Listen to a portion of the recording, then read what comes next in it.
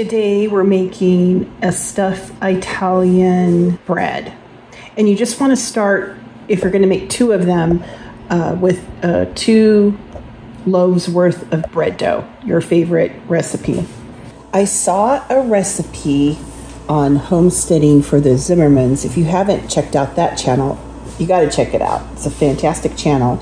And it's for 2 loaves of white bread, which I'm going to turn into an Italian stuffed bread. That's what it looks like on the inside. But I need to make 2 loaves of white bread dough first. And I saw her recipe and I thought, I'm going to give it a try. I have a cup of warm water. I'm going to add a half a cup of honey. This is from our honeybees. Tablespoon of yeast. We're just going to let this set for 10 minutes and let it activate. The recipe calls for an addition of 1.5 cups of warm water, and it calls for 2 tablespoons of salt. I'm only going to put 1 because some of the filling in my Italian stuffed loaf is highly seasoned, so I'm making that adjustment. I also have 3 tablespoons of melted butter. Now the recipe says that you keep adding flour up to 7 cups. So I'm going to add more flour till we get a dough-like consistency.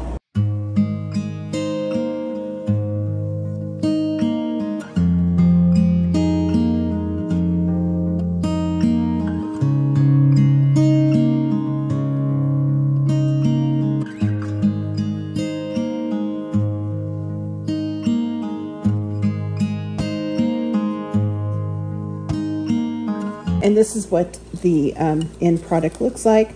I'm going to let this rest until it doubles in size. I'll make sure that I put her recipe in the description box and a link to her channel. Wonderful channel. I'm going to punch it down and show you how to make a delicious Italian stuffed bread loaf. I have an onion diced and 1.5 cups of mushrooms chopped up in my pan with a tablespoon of olive oil. So I finally got to use those mushrooms that I had fresh. We're going to cook these down. I've added a pound of sweet Italian sausage, and I'm just trying to get it broke up into smaller pieces. You can see how much the onions and mushrooms have reduced.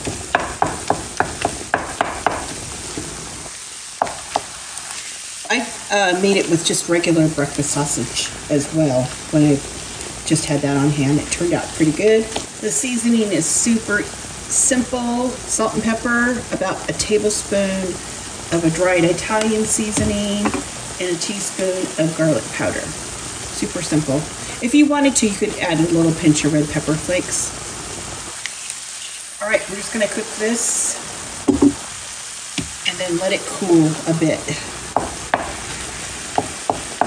Now I'm just taking half of the bread dough and we're going to roll it out into a big rectangle. I have 1 piece of dough rolled out into a big rectangle. I have half of the cooled stuffing. I'm adding 1 egg to this, half of the stuffing. Give it a big mix.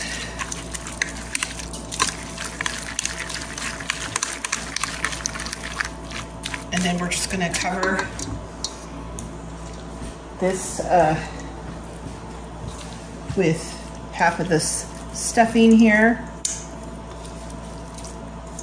Now we're going to take about 1.25 cups of mozzarella cheese, and we're going to sprinkle that all over the topping.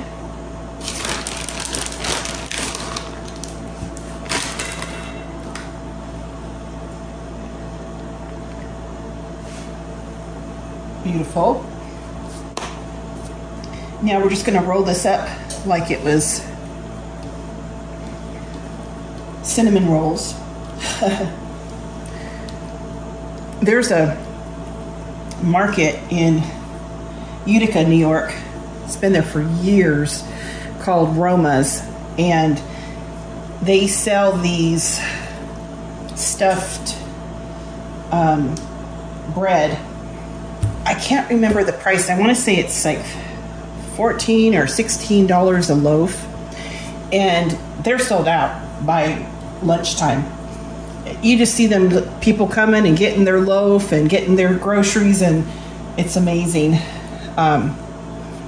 But they're really easy to make if you have, make some bread dough. Okay, I'm gonna get this on a sheet tray. I have it on a sheet tray. I had to go diagonal because it's so long. Let me get the other one rolled out. I got the second one rolled out. I added an egg to the last half of this filling. And let's just spread it out.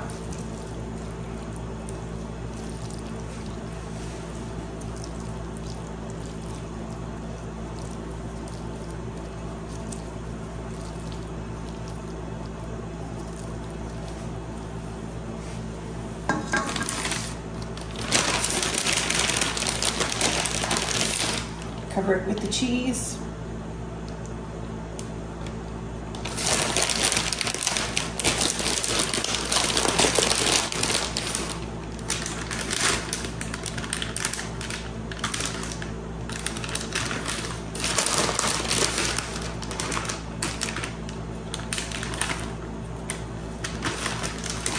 And get this one rolled up.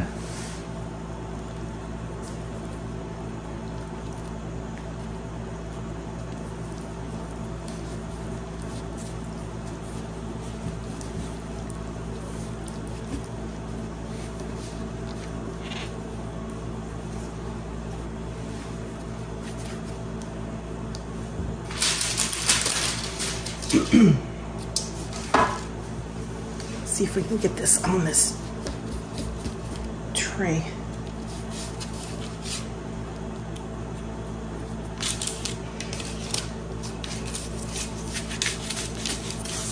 Beautiful. I have the oven heating up to 350, and I'm just going to do an egg wash on these loaves. And they usually about 30 minutes, give or take.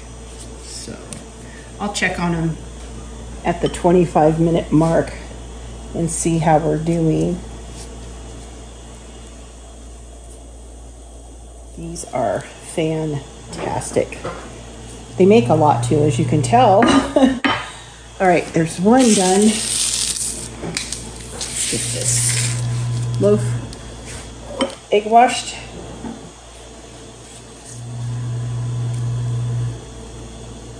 Into the oven at 350. I'll start checking at 25-minute mark and see how we're doing. I cooked them for 30 minutes. I took them out, and I'm just gonna let them rest on the sheet tray for about 5 minutes, and then I'm gonna get them on some racks.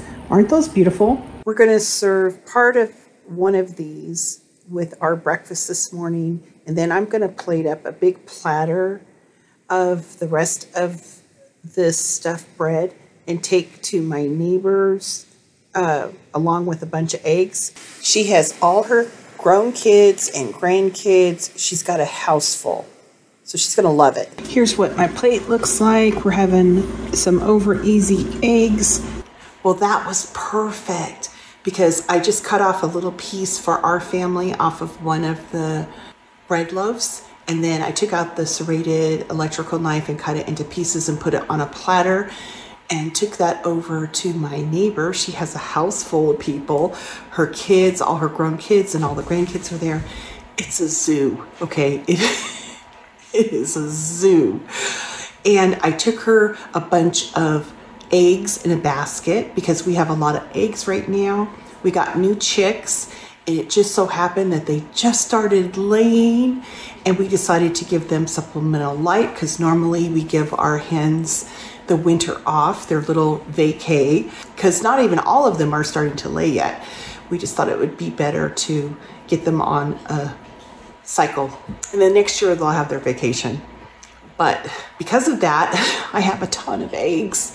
So I took a whole basket of them.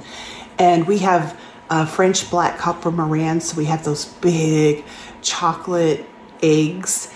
And then I have some cream leg chickens, so I have the blue eggs. So it was just a beautiful big basket of eggs.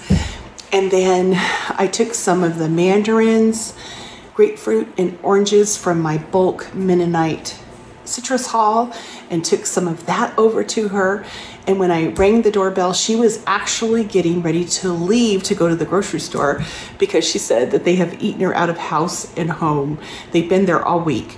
They're leaving tomorrow, but she didn't have anything to fix for breakfast. So here I show up with all of these goodies.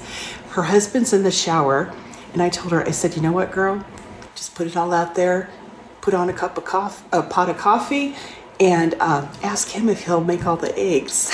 So we laughed. You know, we're not lying. She's not really taking credit for it.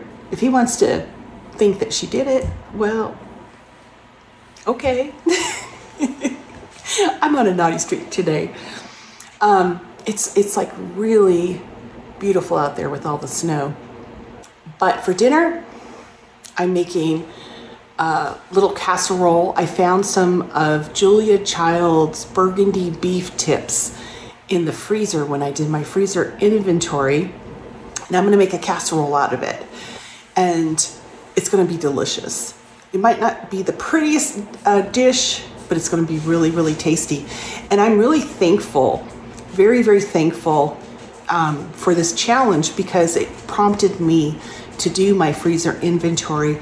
And when I found those burgundy beef tips from a dinner past, and I remember when I made them because we had family over, I doubled the recipe and I put it in the freezer thinking, oh, I'll use these up, right?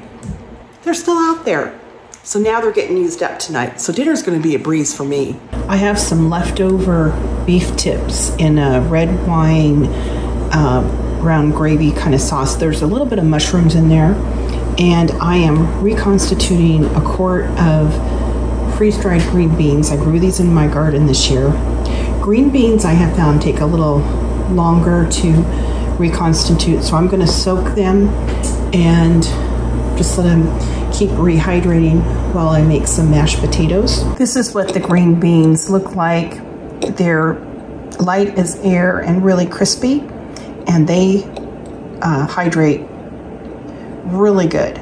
Just takes a little longer than a lot of the other items, but I'm really glad to have these on the pantry shelf. I went ahead and put a layer of the green beans, a layer of shredded cheese. I topped it with some mashed potatoes, run my fork over the top to give it a little texture, putting this into a 350-degree oven until it gets bubbly and the top gets a little bit brown. I know this looks like an ugly duckling, but it tastes delicious and it was a great use of leftovers. I just wanted to point out that the texture on the green beans is so much superior to canned green beans.